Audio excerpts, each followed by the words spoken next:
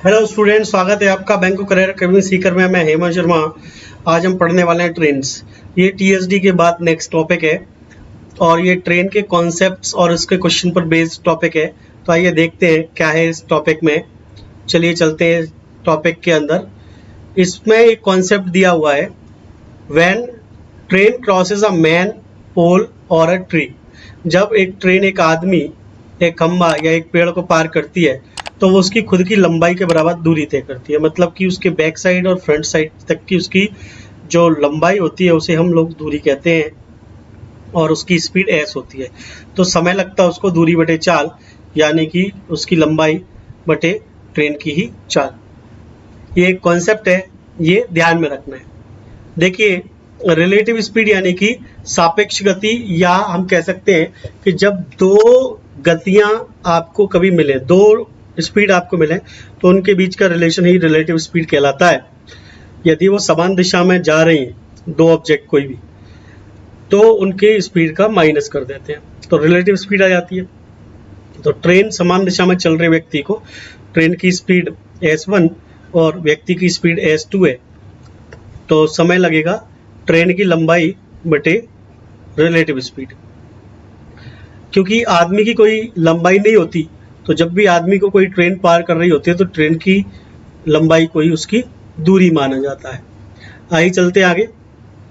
यदि विपरीत दिशा में चल रहे हैं तो रिलेटिव स्पीड प्लस आ जाती है s1 प्लस s2 करके, और टाइम हो जाता है लंबाई बटे s1 प्लस s2।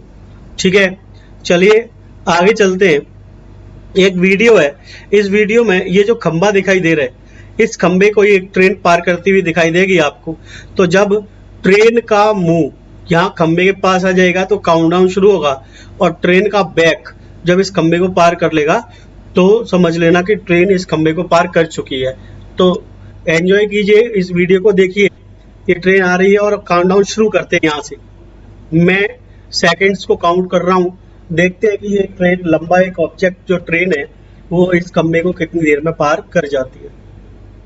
तो यहाँ से मैंने इसको काउंटडाउन शुरू कर दिया है, और ये ट्रेन क्योंकि काफ़ी लंबी है तो इसको पार करने में थोड़ा सा समय ले रही है। अब देखिए, ये ट्रेन का बैक साइड बिल्कुल खंबे को पार कर चुका है। तो अब हम यहाँ पर ट्रेन रोक दी है और इसमें लगे हैं लगभग 22 सेकेंड। तो 22 सेकेंड में इस ट्रेन ने इस खंबे को पार कर लिया है।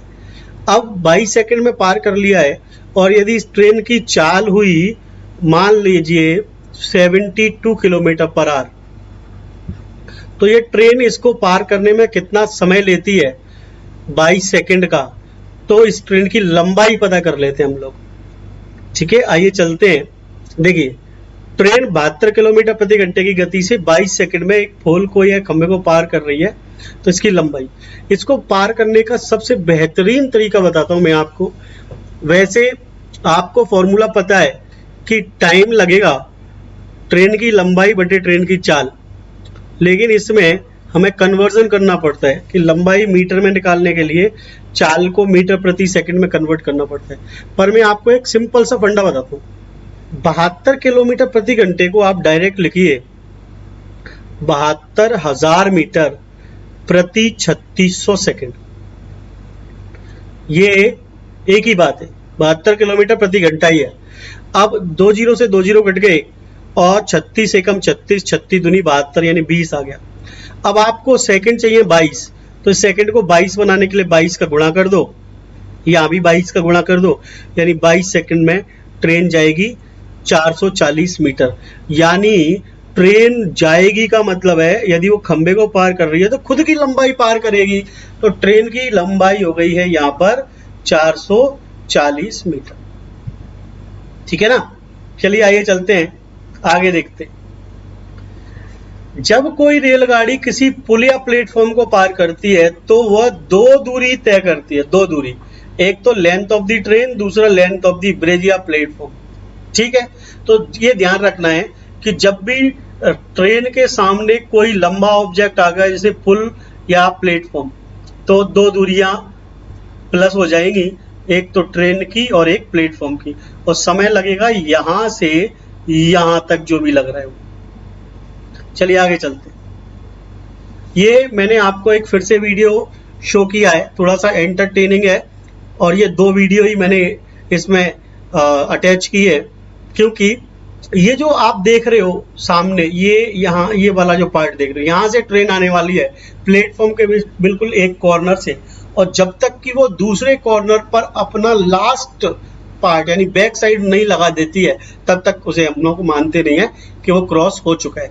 तो देखिए, ये ट्रेन यहाँ से चलना शुरू कर रही है और यहाँ से चलते हुए आ रही है, ये ट्रेन आ चुकी है, और ये ट्रेन बिल्कुल लास्ट में जाकर बैक साइड जब तक अपना वहां पर नहीं पहुंचा देती, तब तक हम इसे मानेंगे नहीं कि ये ट्रेन ने प्लेटफॉर्म को पार कर लिया है।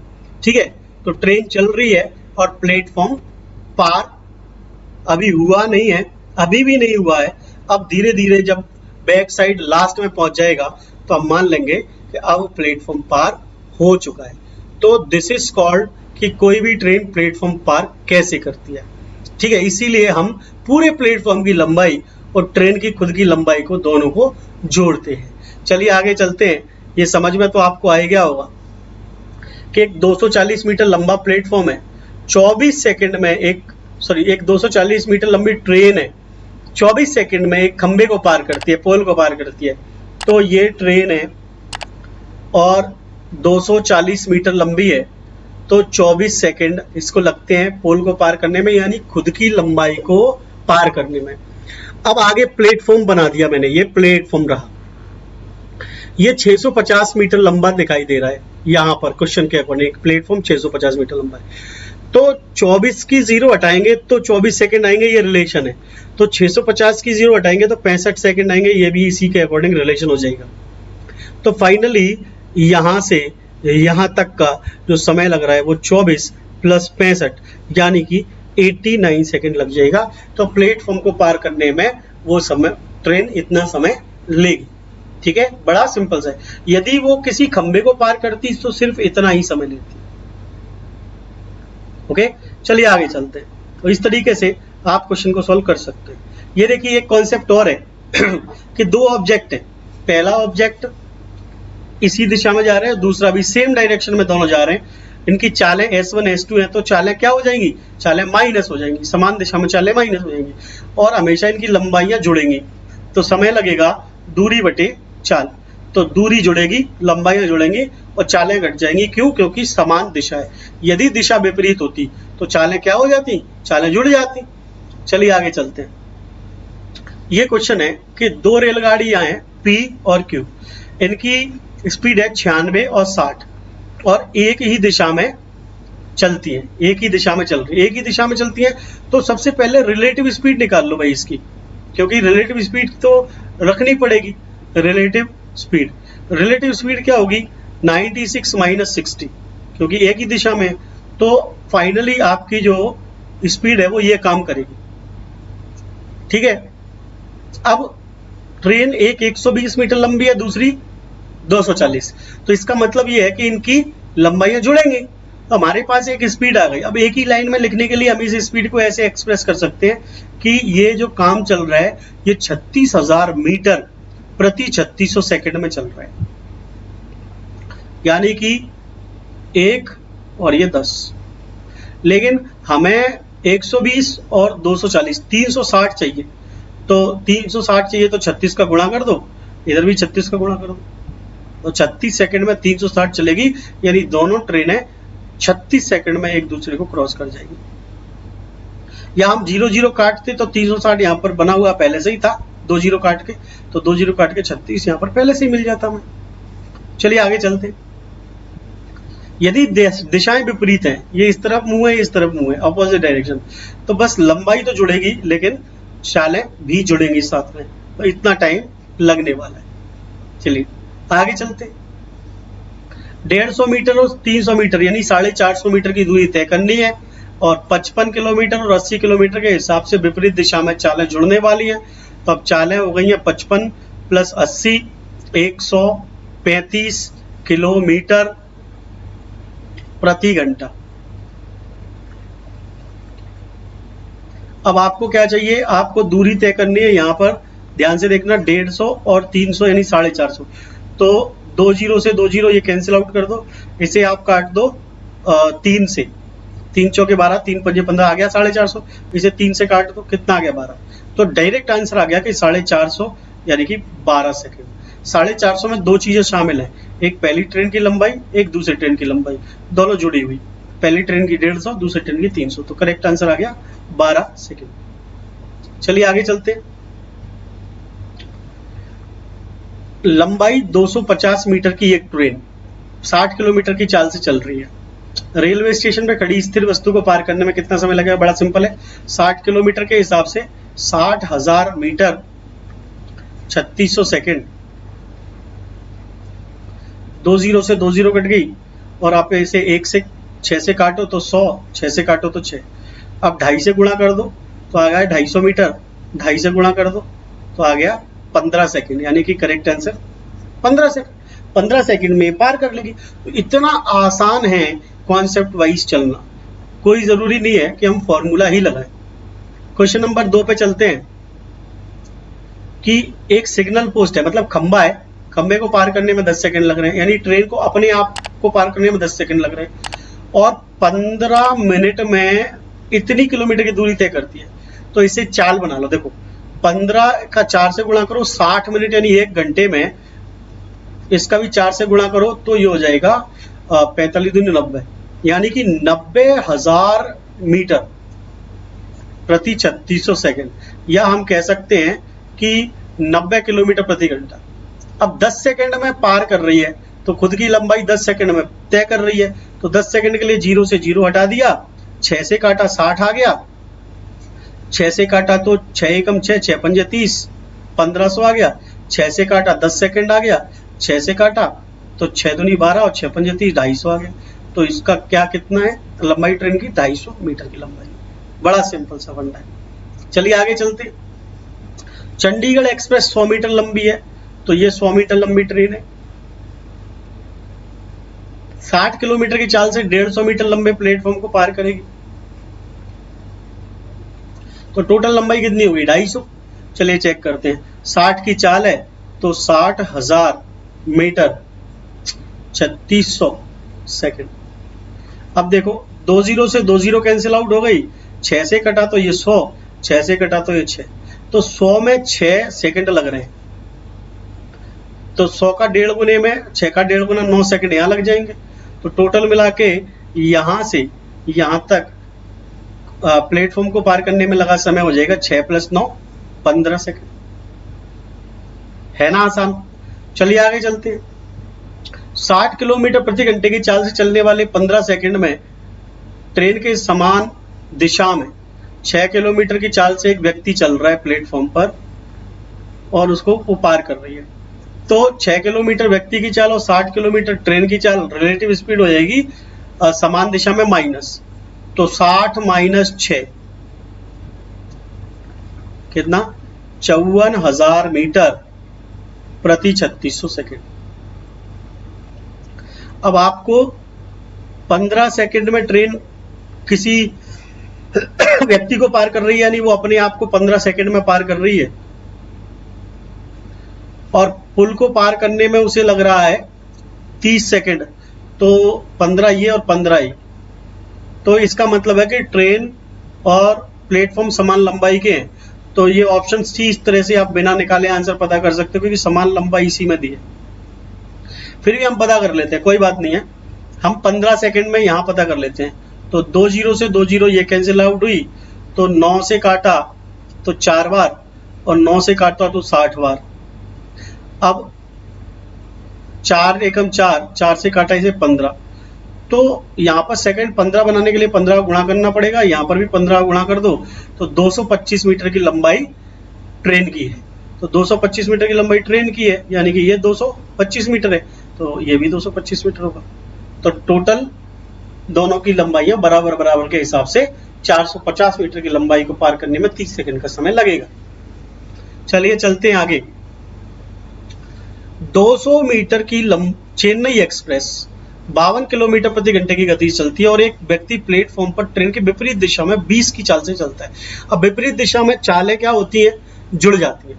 तो ठीक है, 52 और 20 कितना हो गया? 72। 3600 सेकंड। ये रिलेटिव स्पीड आ गई। दो चाल जब भी आती है तो रिलेटिव स्पीड हमेशा निकाल लेना चाहिए। तो 200 मीटर की ट्रेन है और व्यक्ति है, तो ये पूछ रहे हैं कि गति से चलते हैं तो चल रहे व्यक्ति को पार करने में कितना समय लिया गया, है ना। तो देखते हैं, चलो कोई बात नहीं है, समय वही लगेगा जो 200 मीटर को क्रॉस करने में लगेगा। तो 200 मीटर निकाल लो बस इसका। तो 200 मीटर के लिए 1 0 से 1 0 ये कट गई और 36 से काटा 10 बार और 36 से काटा 36 दूनी 72 200 बार, तो 200 मीटर यानी कि 10 सेकंड। तो 10 सेकंड में वो व्यक्ति को पार कर लिया उस ट्रेन ने। बड़ा सिंपल है। आगे चलते हैं। एक लड़का 20 किलोमीटर प्रति घंटे की गति से ट्रेन की विपरीत दिशा में चलता है। अब विपरीत चल रहे, उसकी चाल कितनी है 20। यदि ट्रेन और लड़के के बीच की सापेक्ष गति 54 हो, मतलब कि अब आपको ना घटाना है ना आपको जोड़ना है, सापेक्ष गति दी है 54 तो 54 ही ले लेना है। तो डायरेक्ट सापेक्ष गति को ही लेते हैं हम और इसे कन्वर्ट कर लेते हैं मीटर प्रति सेकंड में। अब ट्रेन की लंबाई बताओ, यदि लड़के को पार करने में 20 सेकंड लगते हैं तो सेकंड को 20 बना दो, काम बन गया। तो 1 0 से 1 0 और आपने काटा 18 से, 18 दूनी 36 और 18 × 3 = 54। 300 मीटर लंबी है वो ट्रेन। बात समझ में आ गई? चलिए आगे चलते।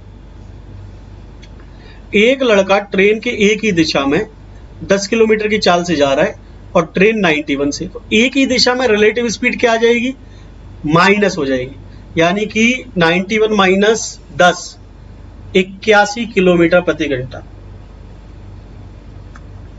इसे फिर कन्वर्ट कर लेते हैं हम लोग। ये इंपॉर्टेंट है, बस यही कॉन्सेप्ट कि इसे कन्वर्ट कर लो, रिलेटिव स्पीड निकाल लो ओरली और उसे कन्वर्ट कर लो। अब वो कह रहे हैं कि 180 मीटर लंबे प्लेटफॉर्म पे चल रहा है, मतलब कि 180 मीटर लंबा प्लेटफॉर्म है ये। तो रनिंग बॉय को पार करने में ट्रेन द्वारा लिया गया समय। अब देखो ध्यान से देखना बेटा, ये ट्रेन चल रही है, ये ट्रेन है, ये प्लेटफॉर्म है। प्लेटफॉर्म पर कहीं पर एक व्यक्ति चल रहा है, तो अब प्लेटफॉर्म की ये वाली लंबाई कंसीडर नहीं होगी, क्योंकि ये व्यक्ति कहीं भी चल सकता है, प्लेटफॉर्म पे नहीं है, किसी भी सड़क पे चल सकता है। तो सिर्फ ये ट्रेन इस व्यक्ति को पार कर रही है, व्यक्ति को पार कर रही है, तो सिर्फ ट्रेन की लंबाई पता करना है और अपने आप ट्रेन की लंबाई प्लेटफॉर्म की लंबाई के बराबर है, तो प्लेटफॉर्म की लंबाई का भी पता चल जाएगा। बस आपको क्या पता करना है, समय ज्ञात करना है। तो लंबाई ज्ञात नहीं करनी, समय ज्ञात करना है, ठीक है। तो दोनों की लंबाई बराबर है, यानी 180 मीटर लंबाई प्लेटफॉर्म है, तो 180 मीटर लंबी ट्रेन है। बस इस रेफरेंस की वजह से प्लेटफॉर्म की लंबाई दी गई है और कुछ भी नहीं है। तो 180 मीटर की वैल्यू निकालनी है, समय अपने आप आ जाएगा, क्योंकि ट्रेन की जो लंबाई है 180 मीटर, जितना समय उसने खुद को पार करने में लिया उतना ही समय उसने व्यक्ति को पार करने में लिया, बस दैट्स इट। तो ठीक है, 180 का देखते हैं। तो 0 से 0 कट गया। अब 9 से 9 बार 81 कटेगा और 9 से 40 बार ये कट गया। अच्छा, अब इसे हम 180 मीटर बनाने के लिए 5 से काट देते हैं। 5 एकम 5 और 5 अट्ठे 40 हो गया 180।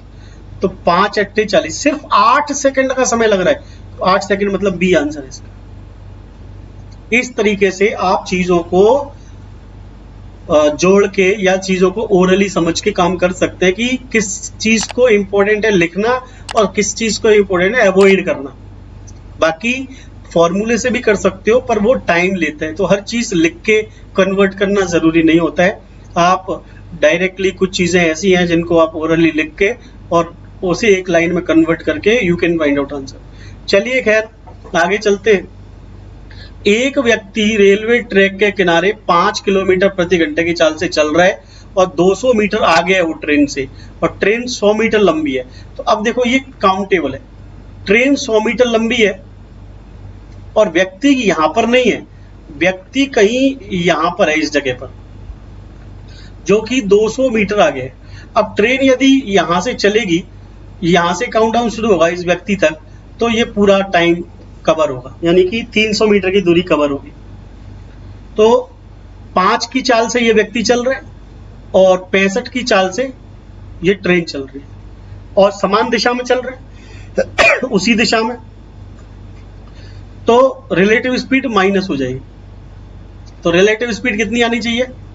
5 माइनस 65 या 65 माइनस 5 यानी कि 60 किलोमीटर प्रति घंटे की चाल से चला जा रहा है, तो 60,000 मीटर प्रति 3600 सेकंड। अब 300 मीटर लंबी दूरी तय करनी है तो उसमें समय लगेगा, तो ठीक है, हम 2 जीरो से 2 जीरो कैंसिल आउट कर देते हैं और 2 से काटेंगे तो इसे 300 आ जाएगा और 2 से काटेंगे तो इसे 18, यानी कि कितना सेकंड लग रहा है? 18 सेकंड लग रहा है। सी आंसर है इसका। ठीक है, आइए चलते हैं अगले प्रश्न पर। 200 मीटर की एक पैसेंजर ट्रेन 55 किलोमीटर प्रति घंटे की चाल से चल रही है। इसमें व्यक्ति बैठा यह देखता है कि विपरीत दिशा से मालगाड़ी आ रही है। अब विपरीत दिशा से आ रही है तो इस व्यक्ति की चाल जो गाड़ी में बैठा है और उस मालगाड़ी की चाल का क्या हो जाएगा? प्लस हो जाएगा, है ना, क्योंकि विपरीत दिशा में रिलेटिव स्पीड हमेशा S1 प्लस S2 होती है। तो इस चाल से वो मालगाड़ी उस व्यक्ति को क्रॉस करेगी। ठीक है, और 10 सेकंड का समय लेती है वो मालगाड़ी उसे क्रॉस करने में। मालगाड़ी की गति ज्ञात करें यदि 250 मीटर लंबी है। तो देखो, आप सुनो, ये ट्रेन पहले वाली है और ये मालगाड़ी है। इस ट्रेन में व्यक्ति बैठा है तो इस ट्रेन की लंबाई से कुछ लेना देना नहीं है, स्पीड से लेना देना है कि इसकी स्पीड 55 किलोमीटर प्रति घंटा है। चाहिए ट्रेन में नहीं, कार में आ रहा होता तो भी चलता। अब ये 250 मीटर लंबी ये गाड़ी है, तो जब इसको तय करेगी तो ये खुद की लंबाई तय करेगी, बस इसकी 200 मीटर की लंबाई से कुछ लेना देना नहीं है हमें, क्योंकि इसमें व्यक्ति बैठा है तो व्यक्ति को वो मालगाड़ी पार करेगी, ये हमें बताना है। तो आपको बताना है समय, नहीं समय तो 10 सेकंड लग रहे हैं, आपको क्या बताना? मालगाड़ी की गति। चलो देखते हैं, तो 10 सेकंड लग रहे हैं, तो पहले हम ये देख लेते हैं कि 55 किलोमीटर प्रति घंटा ये चल रहा है। 250 मीटर में यदि 10 सेकंड लग रहे हैं तो चाल हो जाएगी 25 मीटर पर सेकंड। 25 मीटर पर सेकंड एक सेकंड में ये चाल हो गई। अब आपको कितना? 250 मीटर में 10 सेकंड लग रहे हैं तो 25 मीटर एक सेकंड लगे, तो 3600 सेकंड यानी कि 1 घंटे में ये चाल हो जाएगी। आप इसे 1000 से भाग दे दो, 2 जीरो से 2 जीरो, 5 पंजे 25, 5 दूनी 10, 2 से काटा 18, 18 पंजे 90, यानी कि ट्रेन की जो स्पीड आ गई है वो आप यहां पर देखो, वो आ गई है 90 किलोमीटर प्रति घंटा। लेकिन ये जो स्पीड है ये रिलेटिव स्पीड है, क्योंकि इसी रिलेटिव स्पीड से दोनों ने एक दूसरे को पार किया था। तो इस रिलेटिव स्पीड में 2 स्पीड हैं विपरीत दिशा में, एक तो उस व्यक्ति की और एक मालगाड़ी की, S1 प्लस S2। अब व्यक्ति की कितनी है? 55, तो 90 में से 55 घटाएंगे तो बचेगा कितना? 35। तो मालगाड़ी की चाल कितनी है? 35, यानी कि आपका आंसर आ गया ऑप्शन। दोबारा देख लो, कोई बात नहीं है, आप इस चीज को अच्छे से फिर से देख लो कि ये व्यक्ति ये जो ट्रेन में बैठा है ये 55 किलोमीटर प्रति घंटे की चाल से इधर जा रहा है। एक मालगाड़ी आ रही है, 250 मीटर लंबी है और 10 सेकंड में पार कर रही है। तो इसका मतलब है कि पूरी चाल, जब व्यक्ति आ रहा है जा रहा है तो दोनों मिलकर पार कर रहे हैं, तो 25 मीटर प्रति सेकंड। अब इसे हमें प्रति घंटे में कन्वर्ट करना है, तो चाहो तो 18/5 कर दो और चाहो कर दो वैसे, तो 5 पंजे 25 यानी कि 90 किलोमीटर प्रति घंटा। 90 किलोमीटर प्रति घंटा यानी आपको वो मिल गई 90 किलोमीटर प्रति घंटा रिलेटिव स्पीड। अब रिलेटिव स्पीड 2 चीजों से प्लस होके बनी है, क्योंकि रिलेटिव स्पीड या तो प्लस होती है या माइनस होती है। प्लस क्यों होगी? क्योंकि विपरीत दिशा में जा रहे हैं। अब एक चाल कितनी है? 55 है, तो प्लस होके दूसरी चाल कितनी आ गई? 35। और जिसकी चाल दी है वो लड़का है जो पहले वाली ट्रेन में बैठ के आ रहा है, और दूसरी चाल मालगाड़ी की ही होगी, तो मालगाड़ी की चाल कितनी है? 33। तो ये इंपॉर्टेंट चीज है जो सीखनी है। चलिए आइए चलते हैं अगले क्वेश्चन। एक ही दिशा में चलने वाली दो ट्रेनें, एक 60 की चाल से चलती है, एक 40 की चाल से चलती है, एक ही दिशा में। अब आप समझ लो कि जब एक ही दिशा में चल रही है तो फिर क्या हो जाएगा, ये माइनस हो जाएगा। यदि धीमी ट्रेन में बैठा हुआ व्यक्ति फास्ट ट्रेन से 72 सेकंड में पार कर जाता है तो धीमी ट्रेन की लंबाई नहीं ली जाएगी, फास्ट ट्रेन की लंबाई ली जाएगी, और वही पूछिए।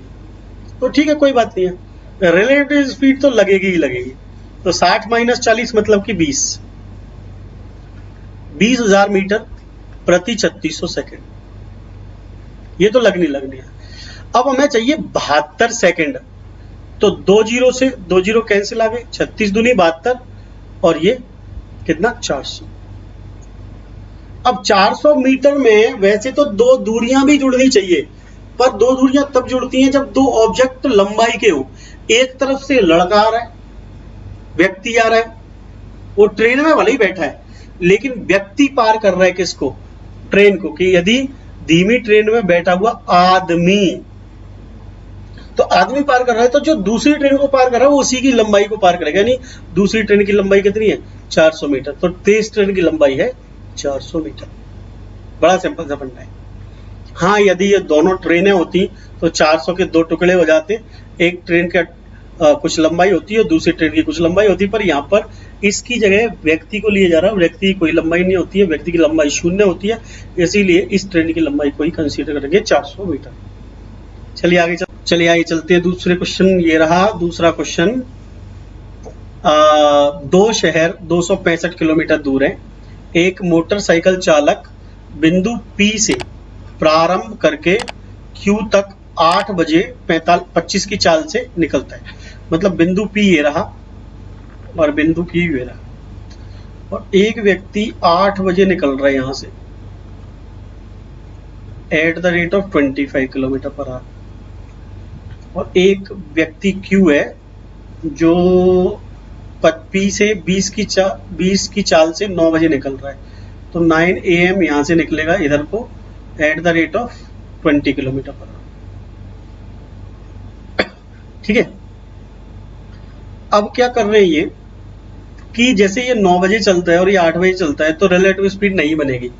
ये 1 घंटा 9 बजे यहां पहुंच जाएगा तो अब यहां से रिलेटिव स्पीड बनने लगेगी, क्योंकि रिलेटिव स्पीड का मतलब है समय सेम होने चाहिए दोनों के चलने के। एक ही समान समय पर जब दो चीजें इकट्ठी चल रही है तो रिलेटिव स्पीड बनती है। तो ये 1 घंटे में 25 किलोमीटर जाएगा। अब ये पूरी दूरी कितनी थी, 265 में से 25 चले गए तो 240 बचे। अब ये दूरी हो गई, ये इधर से चल रहा है, ये इधर से चल रहा है, तो चालें क्या हो जाएंगी, जुड़ जाएंगी। तो ये इतना समय लगेगा दूरी बटे चाल, यानी कि 240 किलोमीटर, और ये हो जाएगा S1 25 और ये 20 45। तो इतना समय लगने वाला है। तो इसको काटो आप कितने से, इसको 3 से काटो, 15 × 45 80, इंटू कर दो आप मिनट में बाद में कर देंगे, पहले आर में कर लो। तो 15 5 75 5 घंटे, और 5/15 1/3 को इंटू 60 यानी कि 20, 5 घंटे 20 मिनट का समय लगा। अब सुबह 9 बजे से काउंटडाउन शुरू हुआ था रिलेटिव स्पीड का, और 5 घंटे 20 मिनट उसमें जोड़ दो तो 9 से 5 तक 2 बज गए, 2:20 पर वो क्रॉस करेंगे। तो आंसर कितना आ गया, सी, 2:20 पर वो एक दूसरे को क्रॉस कर देंगे। तो इस तरीके से हम क्वेश्चंस के आंसर निकाल सकते हैं। ठीक है, ये बड़ा इंपॉर्टेंट कॉन्सेप्ट है, तो इस कॉन्सेप्ट को आगे भी हम लोग देखते रहेंगे। अभी तक के लिए इतना ही स्टूडेंट। अभी हमने ट्रेन्स का बेसिक किया है, ट्रेन्स से रिलेटेड कुछ बहुत बेहतरीन क्वेश्चंस भी हम डिस्कस करने वाले हैं आगे टाइम स्पीड डिस्टेंस के ट्रेन वाले सेकंड पार्ट में। तो अभी तक के लिए इतना ही। Thank you very much.